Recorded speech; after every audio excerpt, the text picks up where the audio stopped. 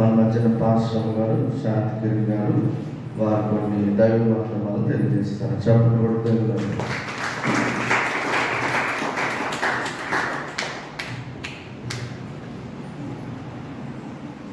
దేవుని నామానికి మహిమ కలుగుగాక. సమయం ఇచ్చిన గారికి నా వందనాలు. కూడొచ్చిన మీ అందరికీ కూడా నా హృదయపూర్వక వందనాలు చెల్లించుకుంటున్నాను. మరి వాక్యం కంటే ముందుగా చిన్న ప్రార్థన చేసి మొదలుపెట్టి వాక్యాన్ని వివరించుకున్నాము. మహాకరుణ మహోన్నతుడ యేసయ్య, అయా ప్రభా, గొప్ప దైవాన్ని వందనాలు, స్తుతులు స్తోత్రాలు చెల్లించుకున్నాం తండ్రి. అయా తండ్రి, అయా ప్రభా, ఏ అర్హత లేని దాని ప్రభా, ఏ యోగ్యత లేని ప్రభా, మరొకసారి నాకు ఇటువంటి ప్రభా సదావకాశం ఇచ్చి నీ సన్నిధిలో ప్రభా వాక్యం వివరించడానికి నువ్వు చూపిన మహాకృపను బట్టి అయా తండ్రి నీకు వందనాలు చెల్లించుకొచ్చున్నాను. నాలో నీ ఉండి అయా నీ అభిషేకం నా మీద నుంచి ప్రభా అయా నోటికి బోరుగా ఉండమని సహాయం చేయమని యేసుని పరిశుద్ధ నామములో అడిగాడుకుంటున్నాం పరమ తండ్రి, ఆమేన్. దేవుని నామానికి వందనాలు. దేవునికి స్తోత్రం కలుగుగాక. హల్లెలూయా. మొదటిగా మనం తెలుసుకోవాల్సింది ఏంటంటే, ఈ క్రిస్మస్ సందర్భం అంటే క్రిస్మస్ సమయంలో ఒకటి స్టార్ అని, క్రిస్మస్ ట్రీ అని, శాంటా క్లాస్ అంటే క్రిస్మస్ తాత అని అంటాం కదా. ఈ విధంగా ఎన్నో రకాలైనవి బైబిల్లో లేనప్పటికీ మనం చూస్తూ ఉంటాం.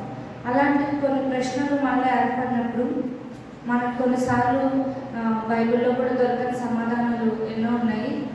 అయితే ఈ సమయం ఈ దినము లేకుంటే ఇప్పుడు మనం తెలుసుకోవాల్సింది ఏంటంటే, అసలు క్రిస్మస్ ట్రీ అనేది ఎలా వచ్చింది, అసలు ఏంటి అనేది మనం వివరించుకుందాము.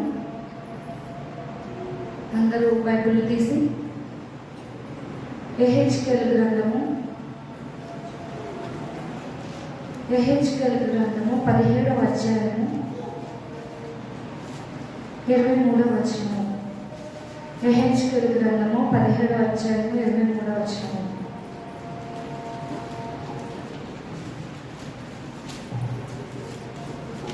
ఇశ్రాయేలు దేశంలోని ఎత్తుగల పర్వతం మీద నేను దాన్ని నాటగా. అయితే 22 నుంచి మనం చదువుకుందామండి, చక్కగా అర్థమవుతుంది. 22 నుంచి మనం చదువుకుందాం. మరియు ప్రభు అయిన యెహోవా ఈ మాట సెలవించుచున్నాడు, ఎత్తైన దేవదారు వృక్షపు పై కొమ్మ ఒకటి నేను తీసి దాన్ని నాటుదును. పైగా ఉన్న దాని శాఖలలో లేత దాన్ని తుంచి అత్యున్నత పర్వతం మీద దాన్ని నాటుదును. ఇశ్రాయేలు దేశంలోని ఎత్తుగల పర్వతం మీద నేను దాన్ని నాటగా అది శాఖలుగా విడిచి బహుగా ఫలించుచు శ్రేష్టమైన దేవదారు చెట్లను సకల జాతుల పక్షులను దానిలో గూళ్ళు కట్టుకును. దాని కొమ్మల నీళ్లను అవి దాగును. మరియు యెహోవానగు నేనే ఘనమైన చెట్టును నీచమైన దానిగాను, నీచమైన చెట్టును ఘనమైన దానిగాను చేయవాడననియు, పచ్చని చెట్టు ఎండిపోనట్లును ఎండిన చెట్టు వికసించినట్లును చేయబడిననియు, భూమి అందున్న సకలమైన చెట్లను తెలియబడను. యెహోవానగు నేను ఈ మాట సెలవిచ్చితిని, నేనే దాన్ని నెరవేర్చేదను. అయితే ఈ వాక్యం విధంగా మనం తెలుసుకున్నట్లయితే, లెబానోను పర్వతం మీద దాన్ని ఎక్కువగా మనం బైబిల్ గ్రంథంలో చూస్తామన్నమాట. మొదటి రాజుల గ్రంథము, ఎక్కువ పాత నిబంధన గ్రంథం అంతా కూడా దాని చెట్టు గురించి, దాని కొమ్మల గురించి, దాని రాళ్ళ గురించి, చెక్క గురించి, అది చాలా శ్రేష్టమైనది. అంతేకాదు ఎప్పుడూ పచ్చగా ఉండేది, అంతేకాదు చాలా బలమైనది. ఆ చెట్టు ఎప్పుడూ వాడిపోదు, పచ్చని చెట్టు. అంతేకాదు అనేక పనులకి చాలా రూపసి లేకపోతే చాలా అందమైన దానిగా చెట్టును వివరిస్తూ ఉంటారు. అయితే ఈ చెట్టుకి ఇంత ప్రాధాన్యత ఎందుకంటే, దేవుడు చెట్టు అంత ఘనంగా వాడుకున్నాడు అనమాట. ఎన్నో చెట్లు ఉన్నాయి, ఒలివ చెట్టు ఉంది, అంతేకాదు ఇంకా అంజూరపు చెట్టు ఉంది. కానీ ఈ చెట్టు శ్రేష్టమైన దానిగా, పవిత్రమైన దానిగా, ఒక పరిశుద్ధ మందిరానికి ఉపయోగించవలసిన దానిగా దాన్ని నిర్ణయించాడు దేవుడు. అయితే అదే కాకుండా యెషయా గ్రంథము 60వ అధ్యాయం, యెషయా గ్రంథము 60వ అధ్యాయము 13వ వచనంలో, సొలొమోను మందిరం కట్టించినప్పుడు ఆయన మొదటి రాజుల గ్రంథం అంతా కూడా ఆ మందిరం కోసం వివరిస్తూ ఉంటాడు, దేవదారు వృక్షం కోసం వివరిస్తాడు. అయితే ఇక్కడ చిన్నగా మనం ఒకసారి చూసుకుందాం. నా పరిశుద్ధాలయపు అలంకారం నిమిత్తమై లెబానోను శ్రేష్టమైన దేవతా వృక్షములను, సరళ వృక్షములను, గొంజి చెట్లను నీ యొద్దకు తేపడను. అయితే మన పరిశుద్ధ మందిరం కట్టడానికి దేవతా వృక్షాన్ని, ఇంకా సరళ వృక్షాలు, గొంజి చెట్లను కూడా తేపడినప్పటికీ దీన్ని బాగా ప్రత్యేకంగా ఎంచుకున్నారనమాట. అలాగని పరమగీతముల గ్రంథము 5వ అధ్యాయము, పరమగీతముల గ్రంథము 5వ అధ్యాయము 15వ వచనంలో మనం చూసుకున్నట్లయితే, అతని కాళ్ళు, అంటే దేవుని గురించి వివరిస్తున్న మాటలు అన్నమాట. అతని కాళ్ళు మేలిమి బంగారము మట్లయందు నిలిపిన చలవరాతి స్తంభముల వలె ఉన్నవి. అతని వైఖరి లెబానోను పర్వత తుల్యము, అది దేవదారు వృక్షములంత ప్రసిద్ధము. అంటే చాలా దానికి వాల్యూ ఉన్నదన్నమాట, చాలా విలువ కలిగిన దానిగా ఆ చెట్టుకి మంచి పేరు లేకుండా మంచి ప్రసిద్ధి కలిగి ఉన్నదన్నమాట. అంటే దేవుణ్ణి చెట్టుతో, అంటే చెట్టుని దేవునితో పోల్చినంతగా, అంటే అది ఎంత అందమైనది. మనము డెకరేషన్ చేస్తూ ఉంటాం కదా క్రిస్మస్ ట్రీ, అంటే మనం ఒక రెడీమేడ్ చెట్టునే తయారు చేస్తే అంత అందంగా ఉన్నది, కానీ దాన్ని చూసినప్పుడు ఎంత అందంగా ఉంటుందో. మీరు కావాలంటే పిల్లలు చదువుకున్నారు ఉన్నారు కనుక ఒకసారి ఫోన్లో సెర్చ్ చేసినప్పుడు చక్కని దాని అందం అంతా కూడా చాలా ఎత్తుగా ఉంటుంది. అది పర్వతము మీద ఉండి చాలా హైట్ ఉంటుంది. అంతేకాదు దాని వేరు, అంటే ఆ రిఫరెన్స్ నేను తీసే టైం లేదు, దాని వేరు కూడా పైనుంచి ఎక్కడైతే పర్వతం ఉంటుందో ఆ కొండ మీద నుండి కొండ దిగువ భాగం వరకు కూడా దాని వేరు వస్తుంది అనమాట. అంత బలము కలిగిన చెట్టుగా మనం గుర్తిస్తాం. అంతేకాదు దీన్ని బట్టి మనం తెలుసుకోవాల్సింది ఏంటి, ఈ చెట్టును బట్టి మనం ఏం నేర్చుకోవాలనేది మనం చూసుకున్నట్లయితే, మొదటి కొరింథీయులకు రాసిన పత్రిక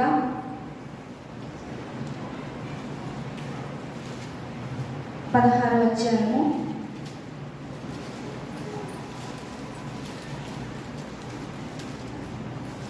13వ వచనం. అయితే మనము యెహెజ్కేలు గ్రంథంలో ఒకసారి మనకి యెహెజ్కేలు గ్రంథము 17వ అధ్యాయం 23వ వచనంలో మనం ఒక మాట చూస్తున్నాం. ఇశ్రాయేలు దేశంలోని, మళ్ళా మొదటి నుంచి చదువుతున్నాం వినండి. ఇశ్రాయేలు దేశంలోని ఎత్తుగల పర్వతం మీద నేను దాన్ని నాటగా అది సాగులుగా విడిచి బహుగా ఫలించు శ్రేష్టమైన దేవదారు చెట్టును. అయితే మనం ఎక్కడో వాళ్ళము, ఎవరికెవరికి కూడా సంబంధం లేదు. మన పరిస్థితి ఒకప్పుడు ఎలా ఉన్నప్పటికీ మనల్ని ఒక్కసారిగా చూసి దేవుడు ఏం చేస్తాడో ఎంచుకున్నాడు. మనల్ని ఆయన హృదయంలో లేకుండా ఆయన మందిరంలో ఏం చేశాడో నాటాడనమాట. అది నాటినప్పుడు మనం ఏం చేస్తున్నామండి, మన కుటుంబాలని, మన పిల్లలని సాగులుగా, మన ఆర్థిక పరిస్థితి అవన్నీ ఏమవుతుంది, శాఖలుగా అభివృద్ధి చెందుతుంది. అంతేకాదు సకల జాతి పక్షులు దానిలో ఏంటంటే గూళ్ళు కట్టుకుంటాయి. అంటే ఒకప్పుడు నీచమైన దానిగా, లేకుంటే దాన్ని ఒక పనికిరాని చెట్టుగా, ఆ పరిస్థితులు మనం ఉన్నప్పటికీ మనల్ని ఎవరో తక్కువ చేసి మాట్లాడి ఉండొచ్చు, లేకపోతే మనల్ని హీనంగా చూసి ఉండొచ్చు, మన పరిస్థితులు చూసి ఎగతాళి చేసి ఉండొచ్చు, లేకుంటే విమర్శించవచ్చు. కానీ ఒక సమయం వచ్చేసరికి అనేక పక్షులు, సకల జాతి పక్షులకి ఏం చేస్తుందంట, ఆ చెట్టు ఒక ఇల్లు, ఒక గూడునిచ్చే చెట్టుగా మారింది. ఒకప్పుడు మనకి తినడానికి కూడా ఉండకపోవచ్చు, ఏమో మన పరిస్థితి ఒకప్పుడు దేవుని కృపలో ఇప్పుడు అందరం ఆశీర్వదింపబడ్డాం. అది కేవలం దేవుని మహిమ, దేవుని కృప మాత్రమే. కానీ రోజు 10 మంది స్థానం పెట్టే వారిగా దేవుడు మన అందరినీ దీవించాడు. ఒకరోజు మనం ఎవరింటికైనా వెళ్ళి అడగదామంటే చిన్న చూపుగా చూస్తుండొచ్చు, కానీ ఈరోజు ఎవరైతే నీచంగా చూశారో, ఎవరైతే వీడు పని అయిపోయింది, లేకపోతే ఈమె ఎందుకు పనికిరాదు అన్నారో, అలాంటి పరిస్థితి నుంచి దేవుడు పచ్చని జీవితాన్ని మనకి అనుగ్రహించిన విధంగా ఆ చెట్టుకు ఒక విలువ ఎలా అయితే వచ్చిందో దేవుడు మనకు కూడా అటువంటి విలువ మనకి ఇచ్చాడు. అందుని బట్టి దేవునికి ఎన్నో కృతజ్ఞతాస్తుతులు చెల్లించుకోవాలి. అయితే మొదటి కొరింథీయులకు రాసిన పత్రిక 16వ అధ్యాయము 13వ వచనం. మనం ఏం చేయాలి ఆ చెట్టు వల్ల దృఢంగా ఉండాలి, ఆ చెట్టు వల్ల బలం ఉండాలి, దానివల్ల ఒక విలువ కలిగి ఉండాలి, లేకపోతే ఆ చెట్టును బట్టి మనం శ్రేష్టమైన వారుగా నలుగురు వెళ్ళినప్పుడు మనం గుర్తింపబడాలంటే మనం ఏం చేయాలంటే 13వ వచనం, మెలకువగా ఉండుడి, విశ్వాసమందు నిలకడగా ఉండుడి. అవును, మరి ఆ చెట్టు విషయంలో ఎంతోమంది హీనంగా చూసినా, లేకపోతే దాన్ని ప్రత్యేకపరచకపోయినా, కొన్ని సందర్భాల్లో ఫంక్షన్స్కి వెళ్తాం, లైట్ తీసుకుంటుంటారు చాలామంది. నేనే చెప్తున్నాను, నేను కూడా అలాంటి ఎన్నో ఎదుర్కొన్నాను. అలాంటి సందర్భాల్లో పట్టించుకోకపోవచ్చు, మనం తక్కువగా చేసి చూడొచ్చు. అలాంటి సమయంలో మనం ఏం చేయకూడదు, భయపడకూడదు. ఆ టైంలో మనం గట్టిగా ఉండాలి, విశ్వాసంగా ఉండాలి.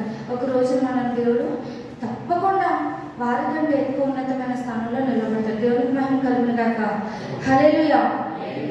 అయితే అలాంటి పరిస్థితి వచ్చినప్పుడు ఏం చేయాలి? మెలకువగా ఉండుడి, విశ్వాసమందు నిలకడగా ఉండుడి, పౌరుషము గల వారై ఉండుడి, బలవంతులై ఉండుడి.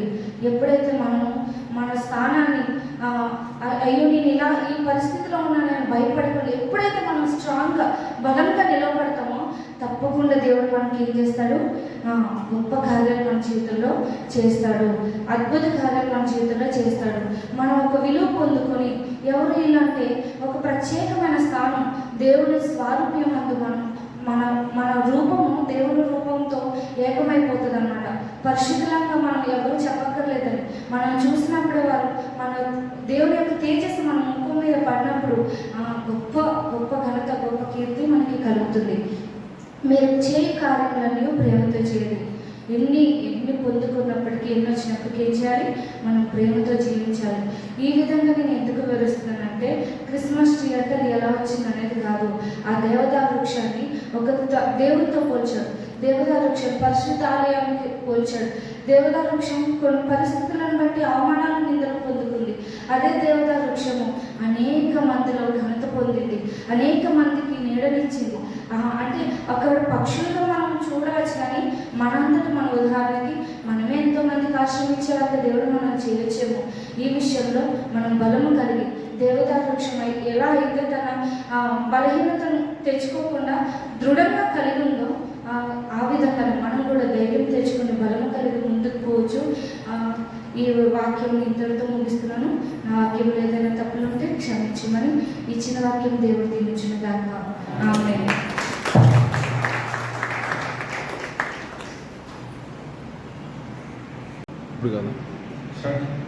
తమ్ముడు కాలేపు శ్రీకాకుళం నుంచి మరి ఇక్కడ హైదరాబాద్ పట్టణానికి జాబ్ చేయడానికి వచ్చాడు. మరి తమ్ముడు కూడా కొన్ని మాటలు దైవ సందేశం అందిస్తాను. ఈ సమయం అంతా కప్పలేదు. చెప్పండి.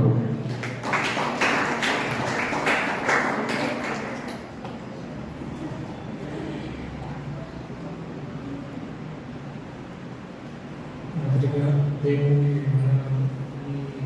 ఈరోజు ఇక్కడ నిలబడి వాక్యం చెప్తే నేను ఈరోజు అనుకోలేదు. సో నాకు చాలా సంతోషంగా ఉంది. ఈ అవకాశం ఇచ్చిన దైవజనులకు వందనాలు చెప్తా ఉన్నాను. కూడి వచ్చిన ప్రతి ఒక్కరికి హృదయపూర్వక వందనాలు చెప్తున్నాను. అయితే నేను ఈరోజు చెప్పబోయేది అంటే నా అనుభవపూర్వకంగా దేవుడు నేను ఏ విధంగా తెలుసుకున్నాను అనేది వాక్యం చెప్తాను అనుకుంటున్నాను. దేవుడు ఈ లోకానికి ఎందుకు వచ్చాడు అనేది ఈరోజు అంశం. అయితే లోకస్ వార్త 19వ అధ్యాయం 10వ వచనం ఒకసారి మనం చూసినట్లయితే,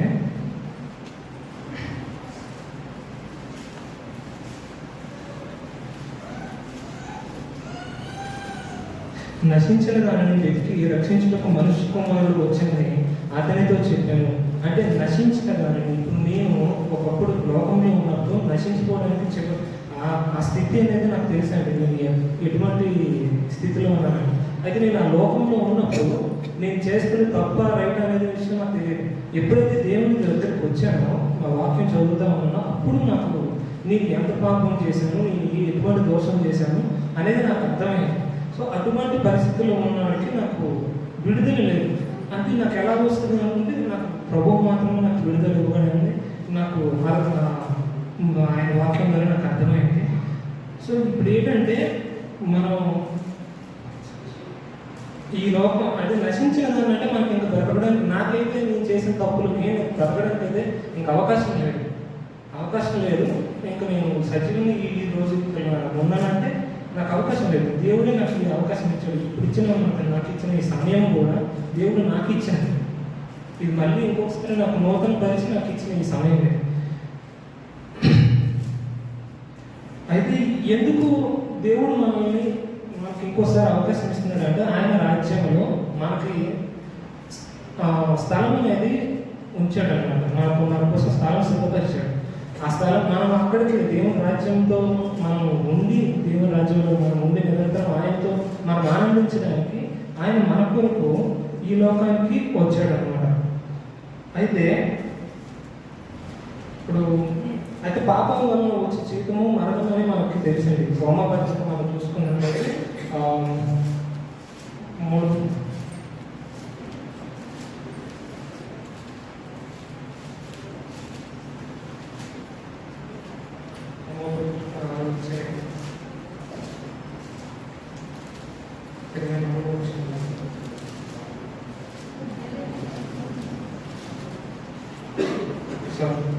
ఏలయనగా పాపం వలన వచ్చి చేసే మరణము, అయితే దేవుని కృపావరము మన ప్రభు అయిన క్రీస్తు యేసునందు నిత్య జీవము.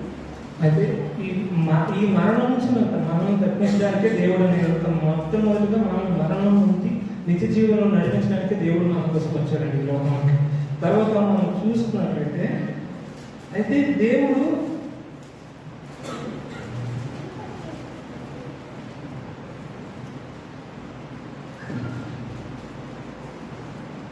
అయితే మన కొరకు ఈ ప్రాయచిత్త బలం నేను చేసిన తప్పులకి ఖచ్చితంగా ప్రాయచిత్త అయితే నేను వహించాను. అయితే నా బదులుగా దేవుడే నా బదులుగా ఆయన సిలువలో మరణమయ్యి ఆయన రక్తం ద్వారా నన్ను పరిశుద్ధపరిచి నాకు నిత్య జీవంలోకి నడిపించాడు అనమాట.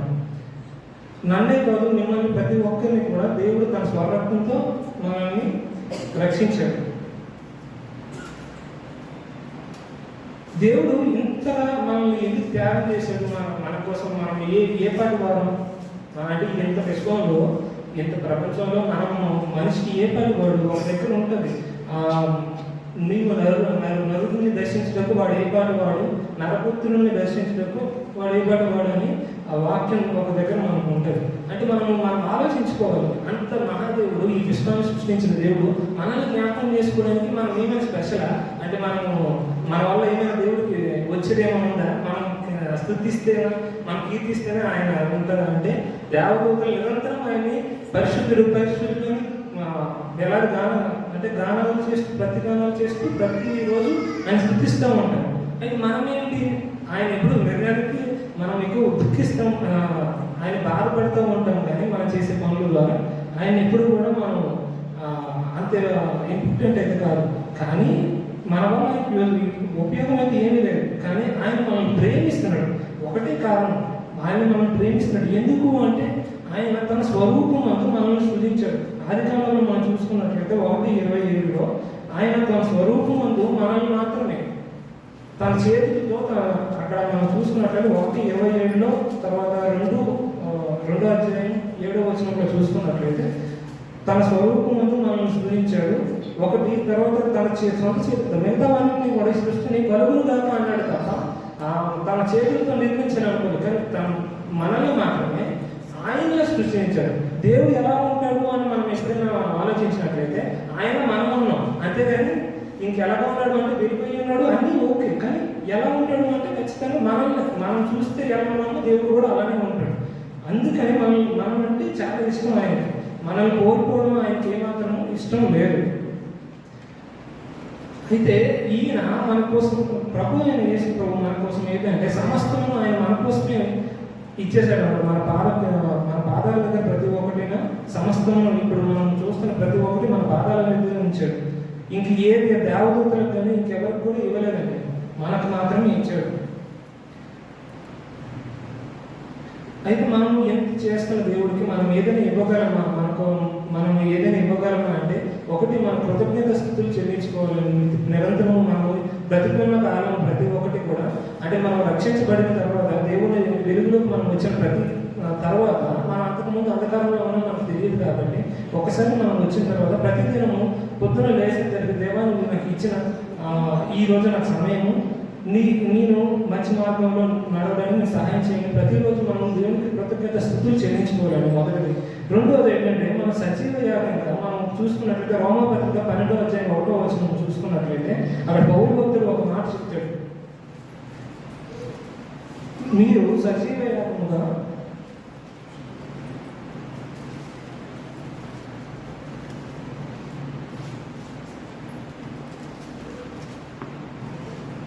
కాబట్టి సహోదరులారా పరిశుద్ధమును దేవుని అనుకూలమైన సజీవ యాగముగా మీ శరీరములను ఆయనకు సమర్పించుకున్నాడని దేవుని వాత్సల్యమును బట్టి మిమ్మల్ని బతిమాలుకొనుచున్నాను.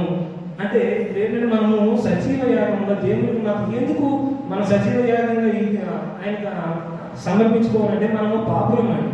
మనము పాపులమై ఉన్న మనల్ని ఆయన రక్తంతో మనల్ని కడిగి పరిశుద్ధపరిచి ఆయన నిత్య జీవనంలో నడిపిస్తున్నాడు. కాబట్టి ఈ ఇచ్చిన సమయము ఇంతకు ముందు వచ్చిన సమయం ఆయన ఇచ్చిందే, మనకి జీవితం ఇచ్చింది ఆయనే, కానీ మళ్ళీ నూతన జీవితం ఇచ్చాడు. కాబట్టి ఖచ్చితంగా మనము ఇక మీదట ఖచ్చితంగా ఈ దినము ఒకవేళ ఏదైనా తప్పులు మనం పొరపాట్లు ఉన్నప్పుడైనా ఇక మీదట ఖచ్చితంగా ఈ క్షణం నుండి మనం సజీవ యాగంగా ఆయనకు మాత్రమే మన శరీరాన్ని అర్పించుకోవాలి తప్ప పాపానికి ఏమాత్రం కూడా మన శరీరంలో మనం చోటు ఇవ్వకూడదు. మన శరీరం అనేది ఆయన ఆలయమై ఉన్నదని ప్రతి క్షణం మనం గుర్తుపెట్టుకోవాలి.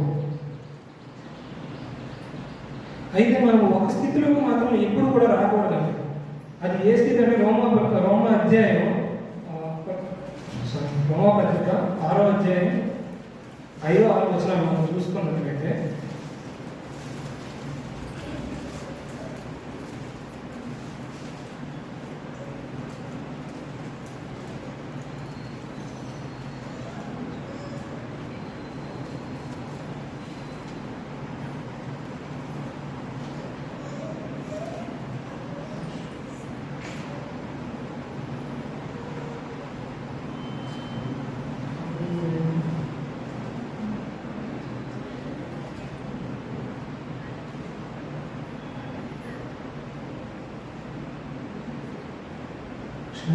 నాకు వాక్యం అందలేదు. అయితే అక్కడ ఏమని ఉంటుందంటే ఒకవేళ మన పాపానికి మనం చోటు ఇచ్చినట్లయితే ప్రభువుకి మళ్ళీ మనం సిలువేస్తున్నాం అనుకొని అక్కడ వాక్యంలో ఉంటుంది. నేను ఇప్పుడు వచనం తీయలేకపోతున్నాను, చూపించలేకపోతున్నాను. ఆ వాక్యంలో ఒకవేళ మనము మళ్ళీ మనం చేస్తున్న అంటే రక్షించబడిన తర్వాత కూడా మనం ఏదైనా తప్పులు కానీ పొరపాట్లు కానీ చేస్తూ ఉన్నట్లయితే ఖచ్చితంగా మనం మళ్ళీ దేవునికి సిలువేస్తున్నామని ఒకసారి నేను గుర్తించుకోవాలి ప్రతి ఒక్కరు. అయితే మనకు ఇది మాత్రం అప్పుడు మళ్ళీ ఇంకోటి గుర్తుపెట్టుకోవాలి ఏంటంటే సరే ఇప్పటి వరకు నేను చిన్న చిన్న పొరపాట్లు చేస్తా ఉన్నాను, మళ్ళీ నేను దేవుడు క్షమిస్తాడో లేదో, ఎక్కడి నుంచి నేను మంచిగా ఉందాం అనుకుంటున్నాను, మళ్ళీ ఇప్పుడు పశ్చాత్తాపడితే నేను మళ్ళీ దేవునిలో ఎదగలనా, నేను దేవునిలో నడవగలనా అని మనకి ఒకవేళ సందేహం నుండి మనం దుఃఖపడుతూ ఉన్నట్లయితే దేవుడు ఒక మాట మన కోసం రాయించాడండి. ఏబేలు గ్రంథం 2వ అధ్యాయం 12వ వచనం వస్తుంది మనం చూసినట్లయితే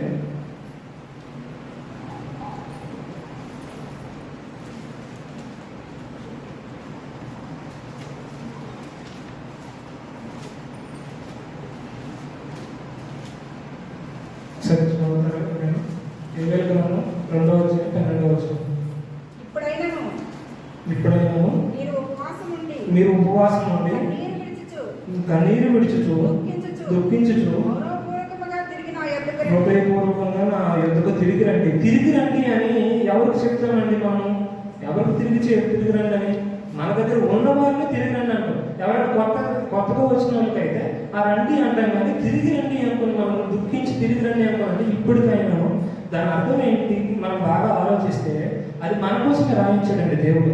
ఒకవేళ నువ్వు పాపంలో తగ్గిపోయి ఉన్నావేమో, మళ్ళీ తిరిగి నువ్వు రావాలంటే ఏమనుకుంటాడో దేవుడు అని ఒకవేళ మనము దూరంగా బ్రతుకుతున్నామేమో, అలాంటి సమయం ఒకవేళ ఉన్నప్పుడైతే ఈ వాక్యం ఒకసారి మనం జ్ఞాపకం చేసుకొని ఇక మీదట దేవుడి దగ్గర మనం పశ్చాత్తాపం చేయండి, మళ్ళీ తిరిగి ఆయనతో నిత్య జీవనం నడవాలని దేవుడు ఆశిస్తూ ఉన్నాడు. ఇక్కడ అది మనం ఈ రోజు మనం మాట్లాడుకునే కొన్ని మాటలు అయితే నేను చెప్తాను అనుకుంటున్నాను. కొత్త జీవితం అనేది కొత్త జీవితం అనేది ఎప్పుడూ మనం గుర్తుపెట్టుకోవాలండి. ఇది మనకి ఇచ్చిన కొత్త జీవితం, నూతన జీవితం అనేది మనం ఎల్లప్పుడూ గుర్తుపెట్టుకోవాలి. రెండోది, దేవుని ప్రేమ మన పట్ల ఎంత చూపుతున్నాడు అనేది గుర్తించాలి. ఆయన మనల్ని ఎంత ప్రేమిస్తున్నాడు అంటే ఆయన ప్రాణంతో పాటు మనకి సమస్తాన్ని ఇచ్చేసాడు. ఇంకేది ఆయన ఇవ్వలేదు అనుకుని ఇది ఇవ్వలేదు అనుకునేది ఏం లేదు. అన్ని ప్రతి ఒక్కటి దేవుడు మనకి ఇచ్చేసాడు. ఇంకో మూడో చూసుకున్నట్లయితే దేవునికి మాత్రమే మన హృదయంలో చోటు ఇవ్వాలి, ఇంకెవరికి ఇవ్వకూడదండి. ఎందుకంటే ఆల్రెడీ ఇంతకుముందు మన లోకాశలు, శరీరాశలు ఇవన్నిటిలో మనం మునిగి అందులో ఏమీ ఉండదు, తాత్కాలికమైన ఆనందం తప్ప అందులో ఏమి ఉండదు. మనం అందుకనే దేవునికి మాత్రం మన హృదయం ఇవ్వగలిగితే అది ఎంతో ధన్యత, దేవుడు కూడా ఎంతో సంతోషకరంగా మనం ఉన్నట్లయితుంది. అయితే నాలుగో చూసుకున్నట్లయితే మళ్ళీ దేవునికి మనం సిలువ చేసే పరిస్థితి అయితే మనం రాకూడదు. మనం అటువంటి పరిస్థితులకైతే మనం దిగజారకూడదు. తర్వాత ఆయన నీకోసం ఎల్లప్పుడూ ఎదురు చూస్తూ ఉన్నాడు, నీ మార్పు కోసం ఎదురు చూస్తూ ఉన్నాడని ప్రతి క్షణము ఒకవేళ మనం పొరపాట్లు చేసి మనము తప్పిపోయి ఉన్నట్లయితే ఖచ్చితంగా మన కోసం ఎదురు చూడడానికి మనకంటూ ఎవరైనా ఉన్నారంటే అది దేవుడు అక్కడే, ఇంకెవరు కూడా మన కోసం ఉంటుందండి. ఈ చిన్న మాటలు దేవుడు ఆశీర్వదించి దీవించిన కనుక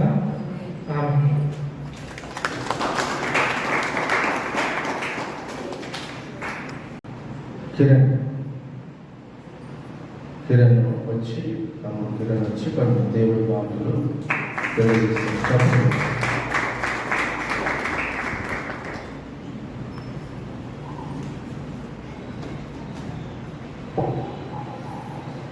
ఈ సమయం ఇచ్చిన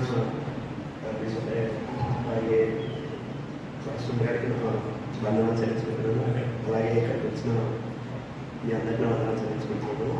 ఈరోజు నేను ఎంచుకున్న టాపిక్ ఏంటంటే క్రైస్తవులు ఎలా ఉండాలి, ఎలా ఉండకూడదు అనే టాపిక్ ఎంచుకుంటున్నాను. ముందుగా 2 కొరింథీ 6వ అధ్యాయం 14వ వచనం నుంచి చదువుతున్నాను. 2 కొరింథీ 6వ అధ్యాయం 14 నుంచి, మీరు అవిశ్వాసులతో జోడుగా ఉండకుడి, నీతికి దుర్నీతితో ఏమి సాంగత్యము, వెలుగునకు చీకటితో ఏమి పొత్తు, క్రీస్తునకు బెలియాలతో ఏమి సంబంధము, అవిశ్వాసితో విశ్వాసికి పాలెక్కడిది, దేవుని ఆలయమునకు విగ్రహంతో ఏమి పొందిక, మనము జీవము గల దేవుని ఆలయమై ఉన్నాము. ఇక్కడ మనము జీవము గల దేవుని ఆలయమై ఉన్నాము. మనము ఆలయం అంటే ఏమనుకుంటామంటే ఇది ఈ ఆవరణం కానీ దీన్ని మనం ఆలయం అనుకుంటాం. కానీ నిజంగా దేవుడి దృష్టిలో ఆలయం అంటే మనం అంటారు, మన హృదయాన్ని దేవుని ఆలయం అనుకుంటాం. అయితే మనకి దేవుళ్ళలోకి వచ్చాక మనకి చాలా డౌట్స్ ఉంటాయండి. అంటే సందేహాలు, అంటే మనం ఎవరితో ఉండాలి, ఎవరితో ఉండకూడదు, ఏం చేయాలి, ఏం చేయకూడదు అని చాలా డౌట్స్ ఉంటాయి. అలాగే కొరింథీ సంఘానికి కూడా చాలా డౌట్స్ ఉన్నాయి అనమాట. సేమ్ మనలాగే వాళ్ళకు డౌట్స్ ఉంటే అప్పుడు దేవుడు పౌలు మీద దర్శనంతో ఈ కొరింథీ అధ్యాయం రాపించాడు అనమాట. ఏమన్నా మీరు అవిశ్వాసులతో జోడుగా ఉండకూడదు, అవిశ్వాసంతో మనము కలిసి ఉండొద్దు అంటున్నాం. ఎందుకు ఉండదు? అవిశ్వాసులు మన పైన వాళ్ళ విశ్వాసాన్ని చూపి మనల్ని దేవుని నుంచి దూరం చేస్తారు అన్నమాట. అయితే నేను బైబిల్లో నుంచి ఒకరి గురించి చెప్తాం అనుకున్నాను.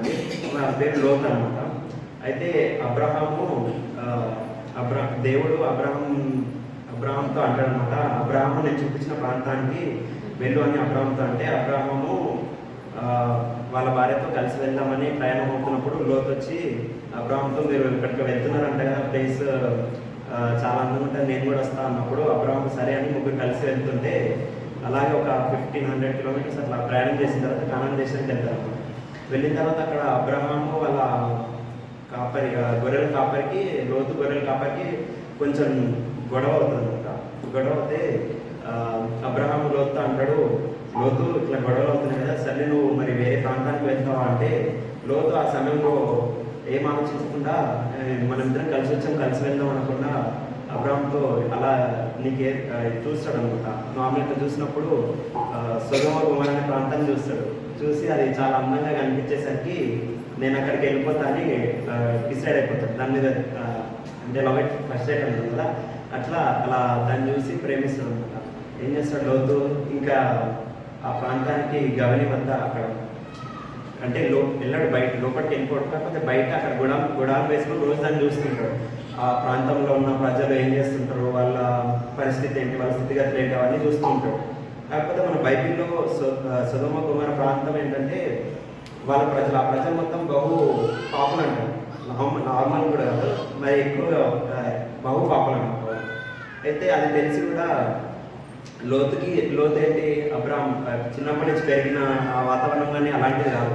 అయినా కూడా లోతు అవేం ఆలోచించకుండా బయట నుంచి చూస్తే మళ్ళీ లోపలికి వెళ్ళిపోతాడు. లోపలికి వెళ్ళి వాళ్ళతో ఉండడం, వాళ్ళతో అవిశ్వాసంతో కలిసి ఉండిపోతాడు అనమాట.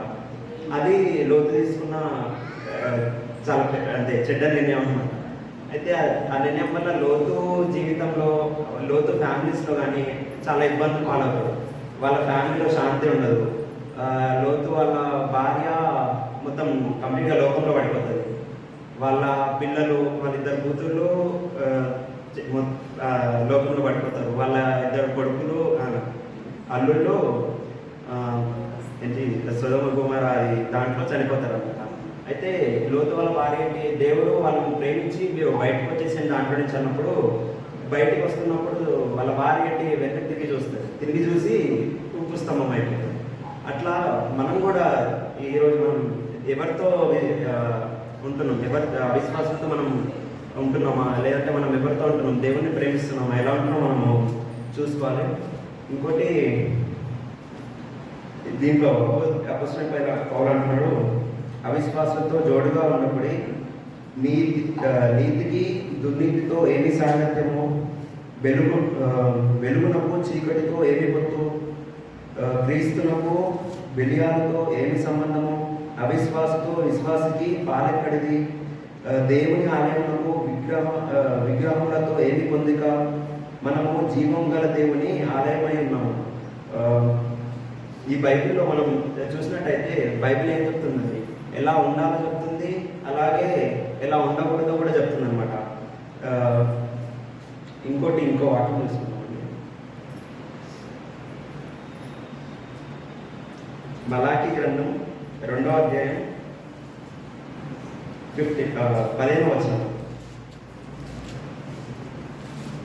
మలాకి 2:15. కొంచెముగానైనను దేవాత్మ నొందిన వారిలో ఎవరునూ ఇలాగ చేయలేదు. ఒకడు చేసినను ఏమీ జరగను. దేవుని చేత సంతతి నొందవలెనని అతడు యత్నం చేసను కదా. కాగా మిమ్మును మీరే జాగ్రత్త చేసుకొని ఎవరన్నా పెళ్లి చేసుకొనినా మీ భార్య విషయంలో విశ్వాసఘాతకులుగా ఉండుడి. ఇక్కడ నేను తీసుకున్నది విశ్వాసఘాతకులుగా ఉండాలండి. విశ్వాసఘాతకులు అంటే మనం మేలు పొందామండి. మేలు పొంది మనం ఏం చేస్తామంటే కృతజ్ఞత లేకుండా ఉంటాం. అంటే మన జీవితం చాలా అవుతుంటాయి. మనకు హెల్ప్ చేస్తే ఎవరైనా హెల్ప్ చేసుకుంటారు, మనం తీసుకుంటాం, తర్వాత మళ్ళీ మర్చిపోతాం. మిగతా మనకు కూడా మనం వేరే హెల్ప్ చేసినప్పుడు కూడా బాగానే ఉంటారు, వాళ్ళ తర్వాత వచ్చి మనకి మళ్ళీ మన మీద రివర్స్ అవుతుంది. అట్లా కాదండి, మనము ఒక మేలు పొందామంటే వాళ్ళని ఎల్లప్పుడూ కృతజ్ఞతగానే ఉండాలి. అంటే దావీదు తన ప్రాణంతో మాట్లాడుతూ అంటాడు, నా ప్రాణమా యెహోవాను సన్నిధించుము, నా అంతరంగమున సమస్తమా ఆయన పరిశుద్ధ నామమును సన్నిధించుము, ఆయన చేసిన ఉపకారమును దేనిని మరవకమంటాడు. అలా దేవుడు చేసిన ఉపకారం మనం ఎప్పుడూ మరొకరు ఉండాలండి. దేవుడు మనకిచ్చిన తల్లిదండ్రుల నుంచి కృతజ్ఞత కలిగి ఉండాలి. దేవుడు మనకిచ్చిన పిల్లల గురించి, భార్య, భర్త, అలా మనకిచ్చిన సంఘం అండి, మనకిచ్చిన సంఘం గురించి మనం కృతజ్ఞత కలిగి ఉండాలి. మనకిచ్చిన కాపరి గురించి మనం కృతజ్ఞత కలిగి ఉండాలి. అలాగే ముఖ్యంగా మనకిచ్చిన రక్షణను బట్టి మనం కృతజ్ఞత కలిగి ఉండాలి. అదే అండి, ఇంకా ఈ చిన్న వాక్యం దేవుడు గురించి.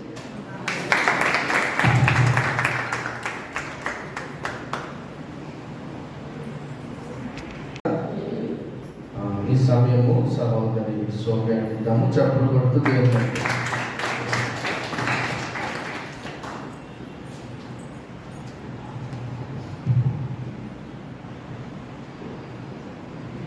అందరికీ ప్రజలు నాకు ఈ సమయం ఇచ్చిన అయ్యగారికి అమ్మగారికి వందనాలు. మరి నాకు ఇలా చెప్పాలి అని అన్నప్పుడు ఏం చెప్పాలి ఏం అర్థం కాలేదు. వెన్ ఐ వాస్ థింకింగ్ ఇది ఏం సీజన్? Christmas season. దీనికి రీజన్ ఎవరు? Jesus Christ. Jesus Christ is the reason for this season. అందుకు నేను ఆయన బర్త్ ప్రాఫెసీస్ గురించి, అంటే ఆయన ప్రవచనాలు నెరవేర్పుల గురించి చెప్దాము అని అనుకుంటున్నాను. What are the process behind Jesus Christ birth and its fulfillment? మొదటి ప్రవచనం, యేసయ్య యూదా గోత్రంలో నుంచి వస్తాడు అనే ప్రవచనం గురించి. మనం చూసినట్లయితే ఆదికాండం 49వ అధ్యాయం 10వ వచనం చూసినట్లయితే, షీలోహు వచ్చే వరకు యూదా యొద్ద నుండి దండము తొలగదు, అతని కాళ్ల మధ్య నుండి రాజదండము తొలగదు, ప్రజలు అతనికి విధేయులై ఉండరు. అంటే ఇక్కడ షీలోహు అనే దానికి ఎన్నో అర్థాలు ఎన్నో పదాలు ఉన్నప్పటికీ దాని అర్థం ఇక్కడ ఎక్స్పెక్టెడ్ మెస్సయ్య, అంటే రాబోవు యేసయ్య గురించి చెప్తున్నాం అన్నమాట.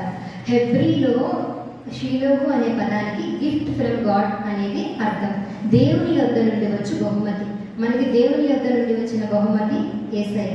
ఇది ప్రవచనం అయితే దీని నెరవేర్పు మనం చూసినట్లయితే మత్తయి స్టార్టింగ్లో, అంటే మొదటి అధ్యాయంలో యేసుక్రీస్తు వంశావళి గురించి చెప్పినప్పుడు అందులో యూదా గోత్రం నుంచి వచ్చినట్లు మనం చూస్తాం. అది కాకుండా హెబ్రీ 7:14 మనం చూసినట్లయితే 7వ అధ్యాయం 14వ వచనం, మన ప్రభు యూదా సంతానము నందు జన్మించినంత స్పష్టమే అని రాయబడి ఉంది. అంటే మన యేసయ్య యూదా గోత్రం నుంచి వచ్చాడు అనే నెరవేర్పు మనం హెబ్రీలో చూస్తున్నాం. ఇది మొదటి ప్రవచనం. ఇప్పుడు రెండో ప్రవచనం చూసినట్లయితే యేసయ్య బెత్లెహేములో పుడతాడు అనేది ప్రవచనం. ఈ ప్రవచనం చెప్పింది ఎవరంటే మీకా. అది 700 సంవత్సరాల క్రితమే మీకా పాత నిబంధనలో ఈ ప్రవచనం చెప్పాడు. మనం చదువుకున్నట్లయితే మీకా 5:2, బెత్లెహేము ఎఫ్రాతా, యూదా వారి కుటుంబంలో నీవు స్వల్ప గ్రామం అయినను నా కొరకు ఇశ్రాయేలీయులను ఏలబోవాడు నీలో నుండి వచ్చును. పురాతన కాలం మొదలుకొని శాశ్వత కాలం వరకు ఆయన ప్రత్యక్షమవుచూ ఉండను. ఇక్కడ బెత్లెహేము ఎఫ్రాతా, యూదా వారి కుటుంబంలో నీవు స్వల్పమైనదాన్ని. స్వల్పమైనదంటే తక్కువది. అంటే many people consider Bethlehem as a very poor village. అది చాలా అంటే లేని వారిగా, అలా పూర్గా ఉన్న విలేజ్ని దేవుడు తన జన్మాన్ని అక్కడి నుంచి రావాలి అని కోరుకున్నాడు. మనము మొదటి కొరింథీయులో చూసినట్లయితే దేవుడు అక్కడ ఒక వాక్యం ఉంటుంది, దేవుడు గొప్పవారిని సిగ్గుపరచుటకు దీనులను ఎన్నుకున్నాడని, దరిద్రులను ఎన్నుకున్నాడని ఆ వాక్యం ఉంటుంది. అలాగే బెత్లెహేము ఎంతో పూర్ విలేజ్ అయినప్పటికీ దాన్ని సెలెక్ట్ చేసుకుని దేవుడు లోకాన్ని అంతటికీ బెత్లెహేము గురించి తెలియపరిచాడు. బెత్లెహేము చిన్న విలేజ్ అయినప్పటికీ, అలాగే మనము ఎంతో తక్కువగా ఉన్నప్పటికీ మనల్ని తక్కువ అంచనా వేసుకోకుండా దేవుని యొద్ద దేవా నా మొర ఆలకించని మనం ప్రేయర్ చేసినప్పుడు దేవుడు మన మొర ఆలకించి మనం ఎంత తక్కువలో ఉన్నా మనల్ని దేవుడు ఎంతో ఎత్తుకి తీసుకురాగల సమర్థుడు. We are not boasting ourself. మన గురించి మనం చెప్పుకోవట్లేదు, కానీ దేవుని యొక్క గొప్పతనం గురించి. We are so satisfied in God's fullness. దేవుడి యొక్క పరిపూర్ణతలో మనం ఆనందపడుతున్నాం. ఇక్కడ బెత్లెహేము అనేది, ఇక్కడ బెత్లెహేముకి ఎంతో హిస్టారిక్ ఇంపార్టెన్స్ ఉంది. బెత్లెహేముని మనము రొట్టెల పుట్టినిల్లు అని అంటాం. పైగా అక్కడ జాకోబ్ ఫేవరెట్స్ వైఫ్ రాహేల్ కూడా అక్కడే బెన్యామీనుకి అక్కడే కనింది. ఆ తర్వాత రూతు నయోమి బెత్లెహేము వచ్చినప్పుడు రూతు బోయాజు అక్కడే పెళ్ళారు. ఆ తర్వాత దావీదుని బెత్లెహేము యొక్క గొప్ప కుమారుడు అని కూడా అంటారు. ఆ తర్వాత మెస్సయ్య బెత్లెహేము నుంచి వచ్చారు. ఇది రెండవ ప్రవచనం. దీని నెరవేర్పు మనం చూస్తే మత్తయి 2:1, రాజైన హేరోదు దినముల యందు యూదాయ దేశపు బెత్లెహేములో యేసు పుట్టిన పిమ్మట. బెత్లెహేములో యేసు పుట్టిన పిమ్మట ఇక్కడ ప్రూవ్ అయింది యేసయ్య బెత్లెహేములో పుట్టాడు అని. ఇప్పుడు థర్డ్ ప్రొఫెసీకి వెళ్ళినట్లయితే కన్యకకి మెస్సయ్య పుడతాడు అనేది ప్రవచనం. ఇది ఎక్కడ? యెషయా 7:14. కాబట్టి ప్రభు తానే ఒక సూచన మీకు చూపును, ఆలకించుడి, కన్యక గర్భవతి అయి కుమారుని కని అతనికి ఇమ్మానుయేలు అని పేరు పెట్టారు. అయితే ఇది ఎలాంటి పరిస్థితుల్లో ఈ సైన్ చెప్తాడు అంటే, యెషయా ఆహాజు అనే రాజు ఒక అతను ఉన్నాడు. ఆహాజు రాజుకి సిరియా రాజులు వాళ్ళందరూ కలిసి ఆయన మీదకి యుద్ధానికి వచ్చినప్పుడు ఆయన ఎంతో భయపడిపోతాడు. భయపడిపోతే యెషయాని దేవుడు పంపించి నీకేం కాదు, నువ్వు ఈ యుద్ధంలో గెలుస్తావని చెప్పినప్పటికీ ఆహాజు నమ్మలేదు. నమ్మకుండా తన సొంత అన్బిలీఫ్ తోటి ఎంతో భయపడి అష్షూరు రాజుతోటి కలిసిపోయి ఈయనతో కలిస్తే నేను గెలుస్తాను అని అనుకుంటాడు. ఎన్నోసార్లు మనం ఇంతే చేస్తాం ఆహాజు రాజులాగా. మన అన్బిలీఫ్ తోటి మనము అది కాదేమో, అది జరగదేమో అని భయపడిపోతూ ఉంటాం. కానీ దేవుడు ఒక్కడు మన తోడుంటే చాలు, మనం ఎంత విజయాన్నైనా సాధించగలం అనేది మనం ఎప్పుడూ గుర్తుపెట్టుకోవాలి. అన్బిలీఫ్ అంటే మన ఫెయిత్ స్ట్రాంగ్గా ఉండాలి. ఇప్పుడే అమ్మగారు చెప్పినట్టుగా మన విశ్వాసం దృఢంగా ఉండాలి. మనం ఎంత పైకి కనపడుతున్నాం అనేది కాదు, కానీ మన లోపల అంటే ఒక చెట్టుకి లోపల వేర్లు ఉన్నట్టు మన విశ్వాసం ఎంత లోపల ఉన్నది అనేది ఇంపార్టెంట్. ఆ తర్వాత ఇది 3వ ప్రవచనం. అయితే ఇది నెరవేర్పు మత్తయి 1వ అధ్యాయం 18 నుండి 23లో మనం చూస్తాం. ఆమె ఒక కుమారుని కనును, తన ప్రజలను వారి పాపముల నుండి ఆయనే రక్షించును గనుక ఆయనకు యేసు అని పేరు పెట్టబడను. ఇదిగో కన్యక గర్భవతి కుమారుని కనును, ఆయనకు ఇమ్మానుయేలు అని పేరు పెట్టెదరు అని ప్రభువు తన ప్రవక్త ద్వారా పలికిన మాటలు నెరవేరునట్లు ఇదంతయు జరిగారు. ఏ ప్రవక్త? యెషయా ప్రవక్త ఇదంతా చెప్పాడు. ఆ తర్వాత 4వ ప్రవచనం చూసినట్లయితే యేసయ్యకి కానుకలు అర్పించుట. మనము కీర్తనలు 72:11వ వచనం చూస్తే, రాజులందరూ అతనికి నమస్కారం చేసెదరు, అన్యజనులందరూ అతని సేవించరు. మనం అనుకుంటాం దేవుడు ఇశ్రాయేలీయులకు రాజు, వారికి ఒక్కళ్ళకే రాజు అని. కానీ దేవుడు అందరికీ రాజు. He is God for all. మన యేసయ్య చెప్తాడు కదా, I am the light, I am the way, I am the truth. ఆయన నేను మార్గం చూపిస్తాను అని అనలేదు, నేనే మార్గం అన్నాడు. నేను మీకు వెలుగునిస్తాను అనలేదు, నేనే వెలుగు అన్నాడు. He is the light. కాబట్టి ఆయనని అందరూ సేవిస్తారు, అన్యజనులందరూ ఆయనని సేవించరు అని. దాని నెరవేర్పు మనం ఎక్కడ చూస్తాం? మత్తయి 2:11లో మనం ఇలా చూస్తాం. వారు ఆ నక్షత్రమును చూచి అత్యానందభరితులై ఇంటిలోనికి వచ్చి తల్లి అయిన మరియను ఆ శిశువును చూచి సాగిలపడి ఆయనను పూజించి తమ పెట్టెలు విప్పి బంగారమును, సాంబ్రాణిను, బోళమును కానుకలుగా ఆయనకి సమర్పించారు. వాళ్ళకి ఉన్నదంతయు ఎంత శ్రేష్టమైనది, బంగారాలు, బోళము, సాంబ్రాణి, వాళ్ళకు ఉన్నదంతని దేవుడు కల్పించారు. అలాగే మనకు ఉన్నంత వాటిలో దేవుడికి మనం ఇవ్వటం ఇక్కడ నుంచి నేర్చుకోవాలి. ఆ తర్వాత 5వ ప్రవచనం దేవుడు దావీదు వంశావళి నుంచి వస్తాడు అనేది. మనం యెషయా 11:1 చూసినట్లయితే, యెషయి మొద్దు నుండి చిగురు పుట్టును, వారి వేరుల నుండి అంకురం ఎదిగి ఫలించును అనేది ప్రవచనం. ఇది యెషయి కుమారుడు దావీదు వద్ద నుండి దేవుడు మెస్సయ్య పుట్టాడు అని. ఆ తర్వాత దీని నెరవేర్పు చూసినట్లయితే మత్తయి 2:16-18లో చూసి,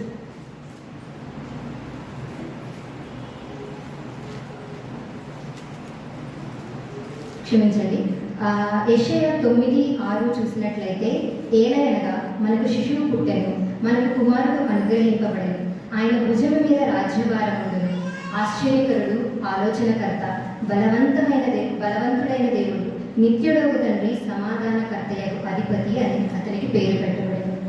ఇక్కడ దేవునికి ప్రిన్స్ ఆఫ్ పీస్ అనే పేరు పెట్టబడింది, అంటే సమాధానానికి కర్త.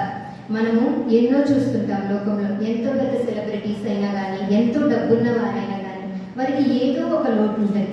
ఆ లోటు సమాధానం.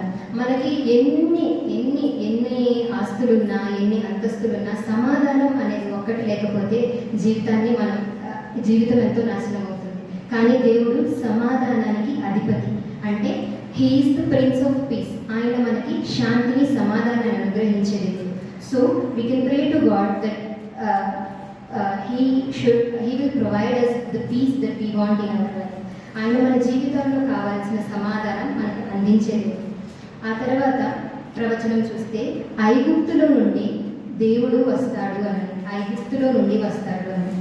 హోషేయ 11:1 మనం చూసినట్లయితే, ఇశ్రాయేలు బాలుడై ఉండగా నేను అతని ఎడల ప్రేమ కలిగి నా కుమారుని ఐగుప్తు దేశంలో నుండి పిలిచి తిని అనేది మనం ప్రవచనం చూస్తాం.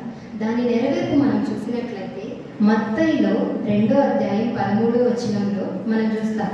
అక్కడ హేరోదు 2 సంవత్సరం లోపల పిల్లలందరినీ చంపేటప్పుడు దూత ప్రత్యక్షమై యోసేపుకి అతన్ని ఐగుప్తులోకి తీసుకువెళ్ళు, ఇక్కడ హేరోదు అందరినీ పిల్లల్ని చంపేస్తున్నాడు అని అన్నప్పుడు ఐగుప్తులోకి వెళ్తారు. అక్కడ ఆ ప్రవచనం నెరవేరుతుంది. నా కుమారుని ఐగుప్తులో నుంచి పిలిపించి తిని అని. సో ఈ ప్రవచనాలు నెరవేర్పులు నేను చెప్పాను. మన కంక్లూషన్ ఏంటి అని అంటే, దేవుడు తనకి ఎంతో ప్రియమైన ఒక్కగానొక్క కుమారుణ్ణి మన కోసం ఈ లోకానికి పంపించాడు. తనకున్న సర్వాన్ని మన కొరకు అర్పించారు.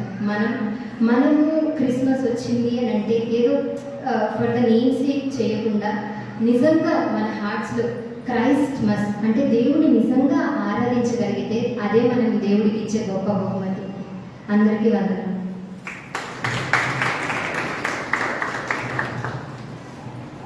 దేవునికి మహిమ కలుగుగాక.